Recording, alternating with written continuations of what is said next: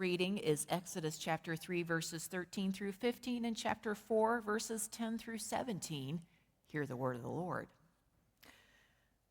But Moses said to God, "If I come to the Israelites and say to them, 'The God of your ancestors has sent me to you,' and they ask me, 'What is his name?' what shall I say to them?" God said to Moses, "I am who I am."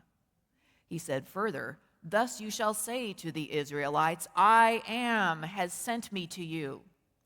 God also said to Moses, "Thus you shall say to the Israelites, 'The Lord, the God of your ancestors, the God of Abraham, the God of Isaac, and the God of Jacob has sent me to you.'"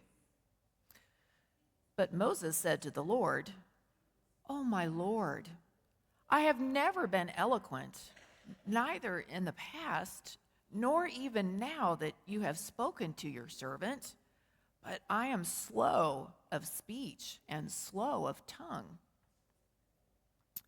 Then the Lord said to him, "Who gives speech to mortals? Who makes them mute or deaf, seeing or blind? Is it not I, the Lord? Now go, and I will be with your mouth and teach you what you are to speak." But he said, "Oh, my Lord, please send someone else." Then the anger of the Lord was kindled against Moses, and he said, "What of your brother Aaron the Levite? I know that he can speak well. Even now he is coming out to meet you, and when he sees you, his heart will be glad. You shall speak to him and put the words in his mouth, and I will be with your mouth and with his mouth, and will teach you what you shall do. He indeed shall speak for you to the people. He shall serve as a mouth for you, and you shall serve as God for him. Take in your hand this staff with which you shall perform the signs." The word of the Lord. Thanks be to God. When we left off last week, we were back in the book of Genesis with Jacob and his famous dream about a ladder connecting heaven and earth, and God promising to be with him as he flees his homeland and the wrath of the older brother Esau that he's tricked. Jacob went on to have many sons whose descendants become the 12 tribes of Israel. During a severe famine, the family moves to Egypt, where Jacob's son Joseph has found favor with Pharaoh as his second in command. Jacob's family is treated well by the Egyptians for Joseph's sake. And Genesis ends with the death of Joseph after a long and fruitful life. The book of Exodus begins with a description of growth. In Egypt, Jacob's descendants quickly multiply and fill up the land. But one day, a new king comes to power, a king who has no memory of Joseph and all the good things he did for Egypt. And this new king oppresses them, forcing them into hard labor. Still, they increase. So the king orders the Hebrew midwives to allow only the baby girls to live. Well, the midwives fear the Lord, so they ignore the king and let the boys live and explain to the king that, well, the Hebrew women give birth so fast that the midwives can't get there in time. The frustrated king then says that all the Hebrew baby boys should be thrown into the Nile. And that's how we get the story of baby Moses, whose mother hides him and puts him in a basket and sends him off down the Nile, only to have him picked up by Pharaoh's own daughter, who hears him crying, picks him up out of the water, and brings him up as her very own son. When Moses grows up, he goes out one day and sees the forced labor of his own people. He sees an Egyptian beating a Hebrew and kills the Egyptian. When he realizes he's been seen, Moses runs away and settles in the land of Midian, where he gets married and starts a family. And that is where our scripture reading from today picked up. In the famous conversation where Moses stands barefoot on holy ground, talking to a God who speaks out of a bush that burns without burning up, Moses asks God a question. Who am I that I should go to Pharaoh and bring the Israelites out of Egypt? Now, God could have said a lot in response to that question. God could have said, Moses, you're perfect for the job. No other human being on earth has your unique combination of experiences and skills. On the one hand, you know the palace. You know the ways of the Egyptian elite. You know their language. You've had their education. You know how they think. On the other, you have all these wilderness survival skills. Not to mention, you are tough enough to handle the gangs of shepherds that try to hog the wells out here in the desert. And you once looked upon an Egyptian beating one of your fellow Israelites, and you were moved to take action. You, Moses, have the experience, the skills, the strength, the stamina, the heritage, and the passion for justice that I am looking for. Instead, God simply says, I will be with you. Does that sound familiar? We've heard God say this each and every week so far in our journey through this season of the narrative lectionary. To Abraham and Isaac, to Jacob, and now to Moses. Now, I love that because if anyone is qualified to lead the people out of Egypt, it's obviously Moses. He's got all the credentials and then some, but what God is asking Moses to do is really, really hard. And they both know this. So when Moses asks, who am I that I should go? He gets the best possible answer. Doesn't matter. What matters is, I will be with you. It's not about Moses. This is God's operation. Or, as Richard Rohr likes to say, your life is not about you. You are about life. As the conversation continues, however, it is clear that as much as God is God and Moses is not, God does seem to need Moses. For every question Moses asks, God is ready. You want my name? Here's my name. Here's who I am. Here are some signs that you can perform to show people I am with you. We kind of skipped over that part. Don't worry about speaking. I invented speech. Back and forth they go.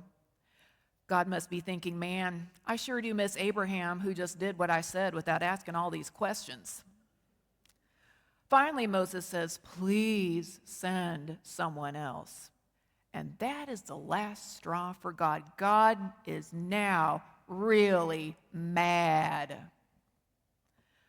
God is so mad that God says, well, I'll show you, Moses. I'll give you a brother to speak for you. Now what do you have to say? Moses says, I'm in. So as it turns out, Moses' biggest qualification for leading people out of Egypt is his willingness to be part of a team, which will come in handy many years later when he's overwhelmed with leadership responsibilities as the Israelites wander through the wilderness and realizes he needs to start delegating.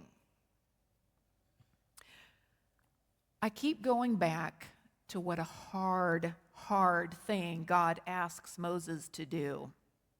He tells him to go back to a country he had fled from years before. Go and lead these people that you have not seen in years. Go stand up to a tyrant who has no desire and no intention of behaving in a way that is just or compassionate. And not only that, but this is not going to happen fast. First, there's going to be all these plagues, and no matter what you do, Pharaoh's heart will be hardened, and all your fellow Israelites are going to be furious with you, because before things get any better at all, first they're going to get a whole lot worse.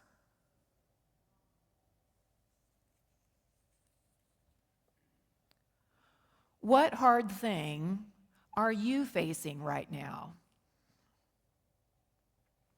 Is there an illness or a health concern that is just way too much? Are you exhausted from taking care of someone who has dementia or mobility issues? Is there a difficult conversation you need to have? A conversation that you would just give almost anything to avoid, except that it's keeping you up at night the longer you avoid it? Is there something you need to give up, give away, let go of? Is there something you need to take a stand on or speak out on, but doing so would mean risking a relationship or a career? God says, go. Face this hard thing head on. All shall be well, not because of how wonderful, how creative, how strong, how resourceful, how hardworking, how good, how nice you are, but because of who I am. I went with Abraham, Isaac, and Jacob. I went with Moses. I am with you too, however tight, dark, or scary this place is. What about the church? Churches are facing hard things too. Like, how do we share the gospel in a world where so many self-proclaimed Christians do not seem to reflect Christ or Christ's teachings? How do we nurture young people when so many other activities and priorities compete for their attention? In our denomination, how do we engineer a turnaround of the sharp decline in the number of Presbyterians and Presbyterian congregations? Where is everybody? What happened to the denomination that originally inspired the United States form of government? The denomination that produced the only minister to sign the Declaration of Independence. And in this church, our church, how do we plan for the future as our needs increase and our resources decrease? How do we rebuild and rebrand for the future? How in the world are we going to do that? Well, thankfully, as God reminds Moses, it's not about us. This too is God's operation. God has it all planned out. If things get worse before they get better, well, they did for the Israelites too. God goes with us, and when we say, God, please send someone else, God rolls God's eyes and gives us a brother or sister to share the load. Whatever else we may be, may we always be a community of brothers and sisters who help each other out, who share the load, and go with one another into all the hard places God calls us to go. Knowing that God always goes with us, and that God's goal is always to lead people out of bondage and into freedom. Remember, God needs us. Now go.